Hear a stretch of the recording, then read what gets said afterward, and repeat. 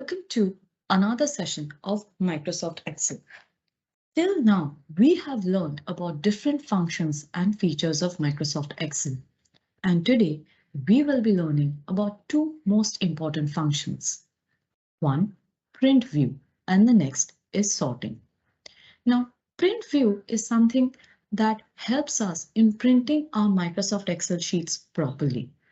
As you know, we have a workbook and then there's a spreadsheets and then there can be different spreadsheets, right?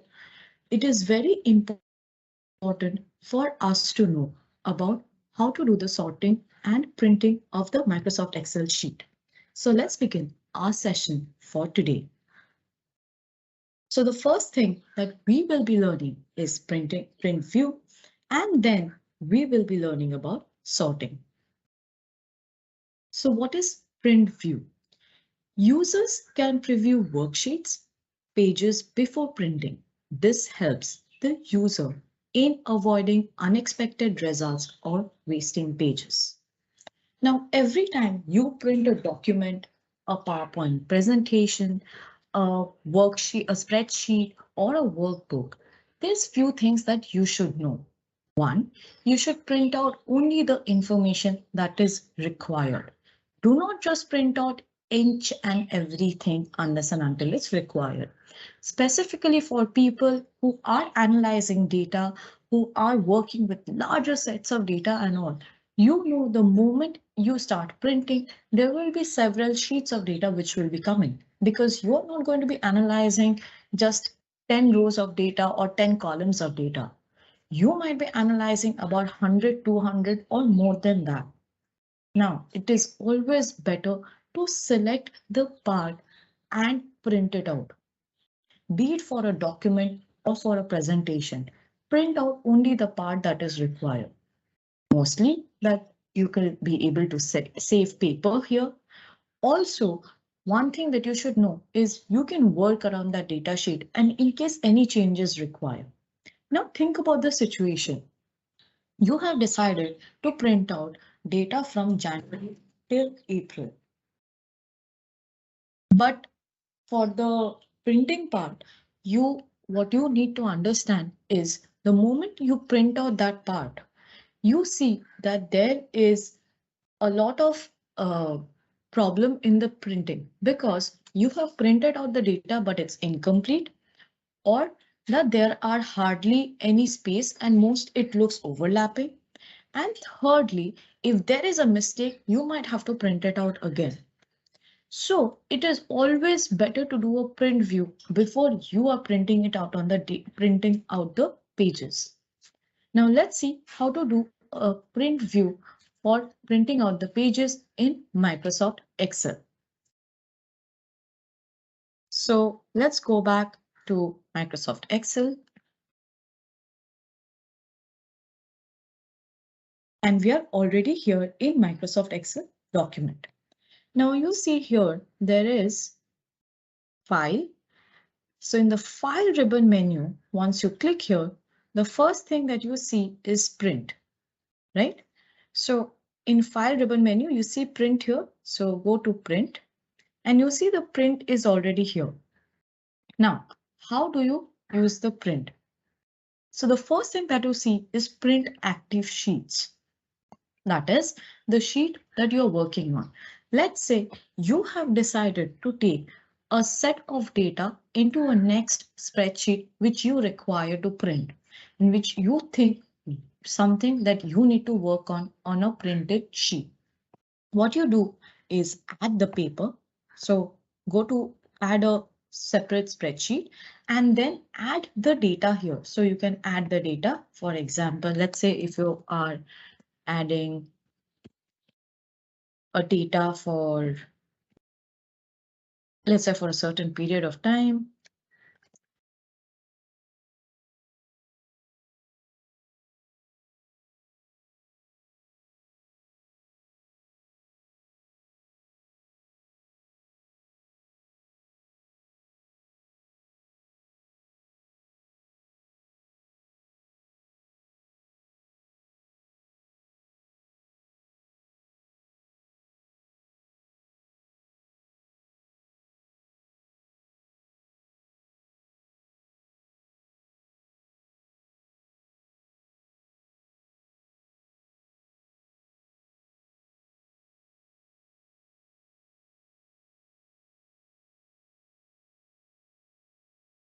So you will add it here and then you go to File, go to Print, and this only selected sheet which is there, the only selected sheet which is there, you can print that.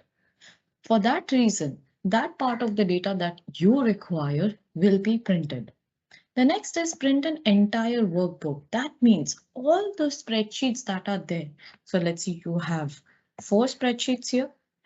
Then you will be printing out all the 4 spreadsheets here. So you're understanding what happens here is you will be printing out all the 4 spreadsheets here. So when you are printing an entire workbook, that means all the spreadsheets that are there, all the spreadsheet which consist of the workbook will be printed. Now, this is where you have to think that do you require all of the spreadsheets? Or is it that you can make do with 1 or 2 spreadsheets from the workbook?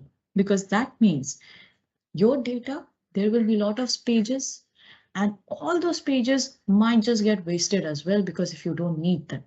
So always think twice before you're printing an entire workbook. And then is the selection, which is if I have a current selection, I am going to print that. For example, a part of data is only what I am planning to print, not any other thing, nothing else. I'll just print a correct selection. For example, I can do 2, 2, 3. And my only this 2 spreadsheet, like I was telling you, no, instead of printing out the whole workbook, unless and until you are determined and you are confident that that is what you require, you can only print out these 2 spreadsheets, which you know that is going to be required. And later on, obviously, you can print out the entire workbook or the spreadsheets that you think are also required there. But to determine that which are the spreadsheets which are required, which are the ones you will be printing, you can only print the selection. The next thing that you see is collating, as in, do you want it to be collated like this, or do you want to be uncollated? So collated and uncollated is a place where will all these 3 spreadsheets come together, or it will be different. Collating of the spreadsheets, that means putting it together. So you have the collating option as well. Then you have the portrait option. Do you want it in, or which orientation do you want your page to be in? Portrait or landscape? Now by default, your printing will always be in the portrait orientation. Like remember that your documents are always in a portrait orientation except slides, right? But here you can also make it landscape because you know with, so let's say you do not have much rows, but more columns. Makes more sense, right? To have a landscape orientation to fit all the sets of data because you do not have many rows of data. Always when you see that there is not many rows of data, but many columns of data, try and switch it over to landscape orientation and not portrait orientation. I know that you might have to turn the page to check your data, but at least in space wise, it's not that, you know, there's one sheet and one another sheet and you put it together and then you're going to go through it. No, it will be, everything will be in one sheet itself. So then there is landscape orientation. The next thing that you will be seeing is the size. What is the paper size? Now, if you remember in Microsoft Word, what is the default paper size? Letter. You have tabloid, you have legal in case you know you're doing it for any legal purpose. You have a statement if it's executive. A3, A4, A5 is something that you guys are already familiar with. A4 is always the normal way that we print out a sheet.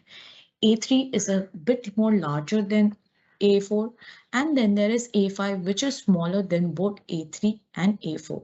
And then you have B4 and B5 as well. So understand that whenever you're printing out the paper, you have to know what is the page size that you would want. And the next is the margin. Now, margin is something that you also know about. Why? Because margin is very important.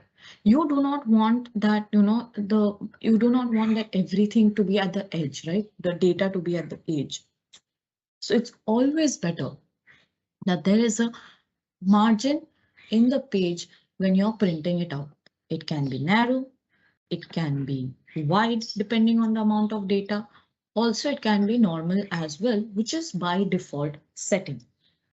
After that, you can also see if you want to scale it to an actual size or fit the whole sheet on one page, fit all the columns in one page. So this is very important, and this is somewhere where I struggle a lot, specifically when you are working with large sets of data.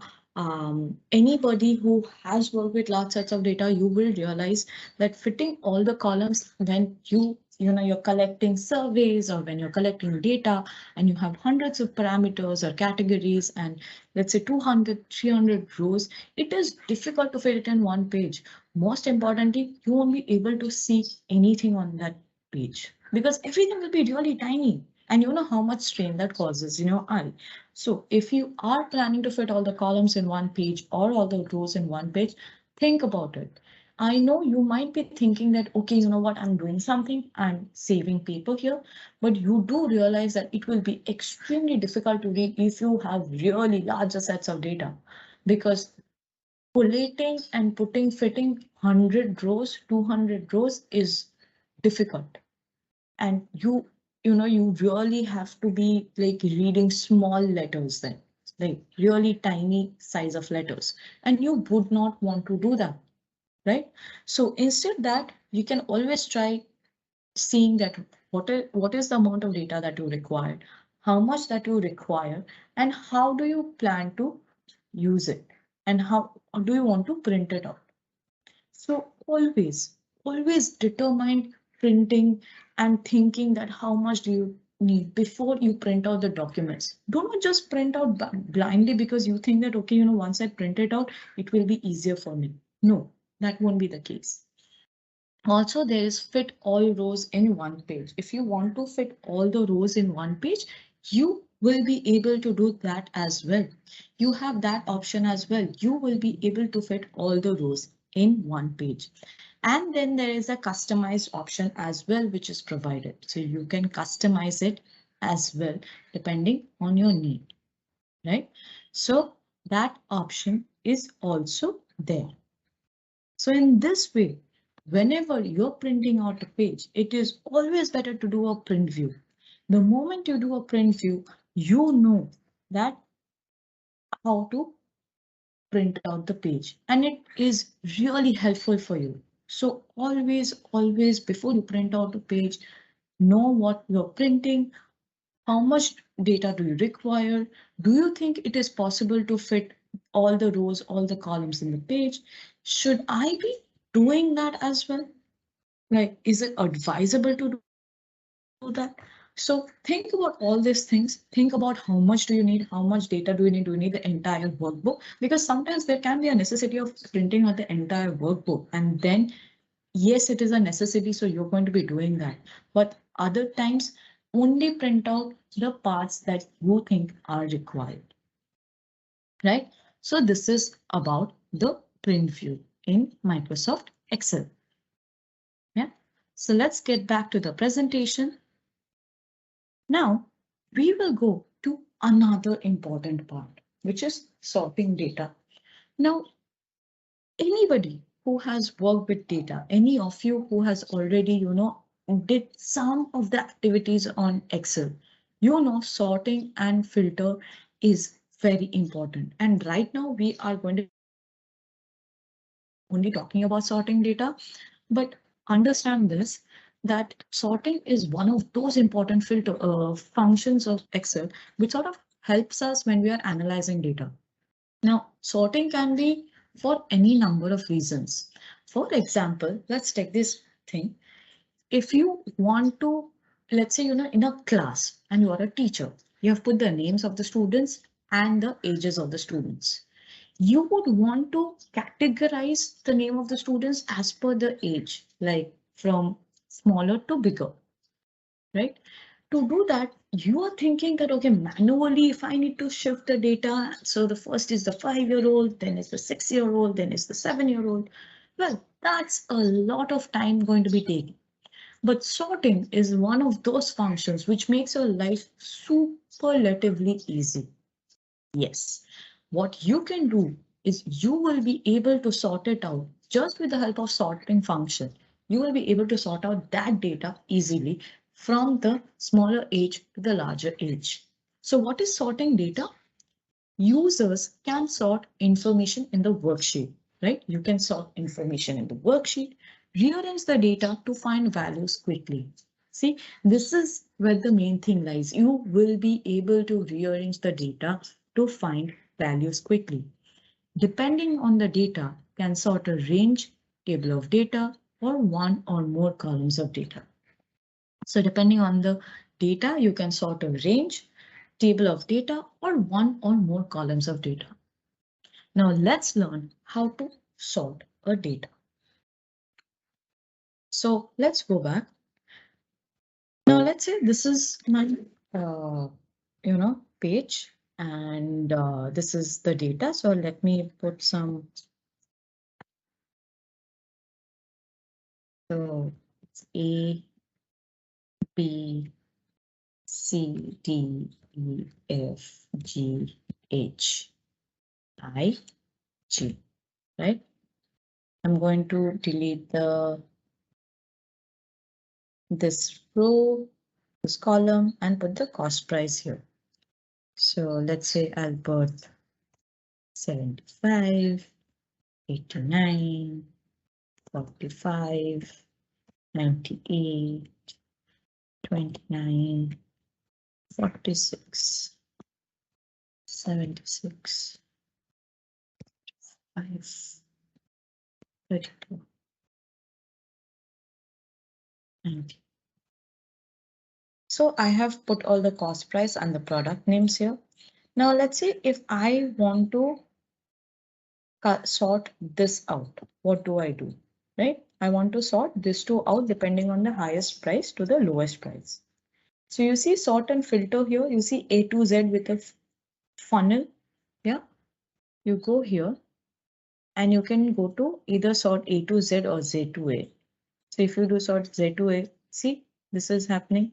It has gone from top to bottom. You can control Z this.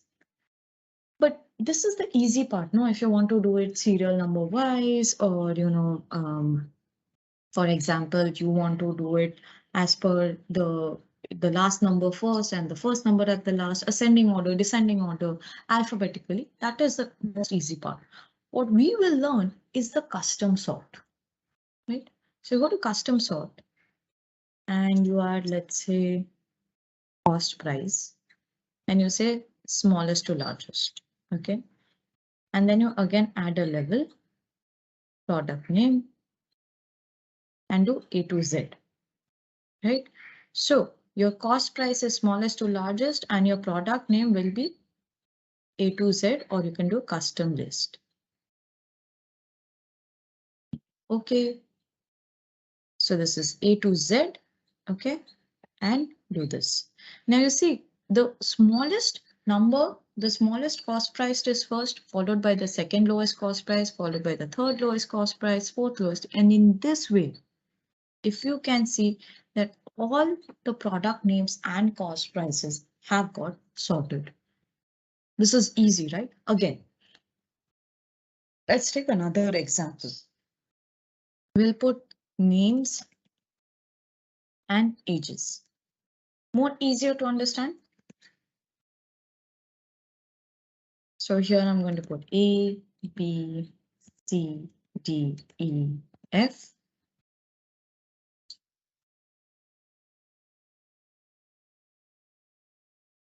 Here I'm going to put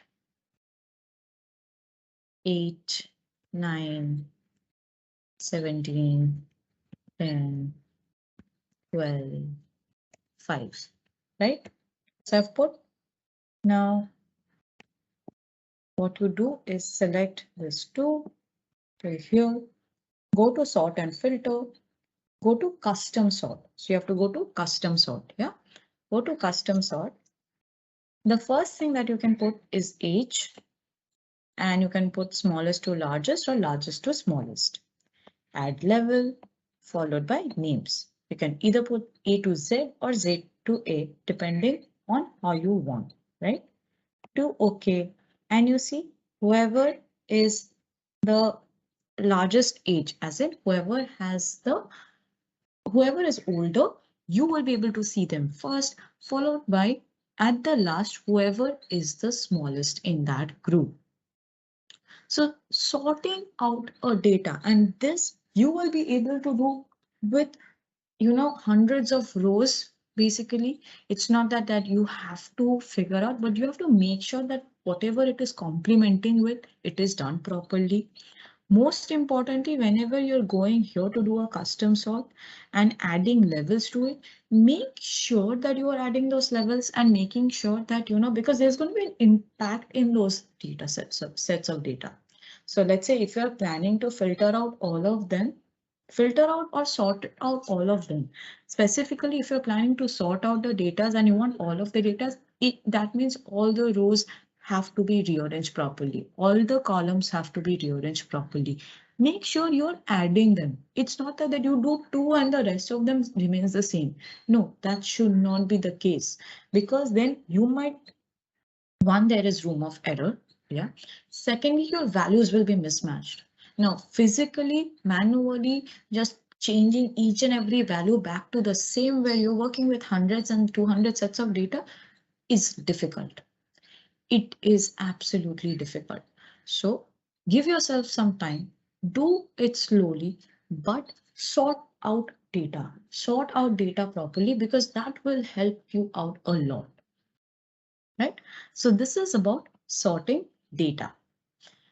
So I hope sorting data is easy and you have understood how to sort data properly.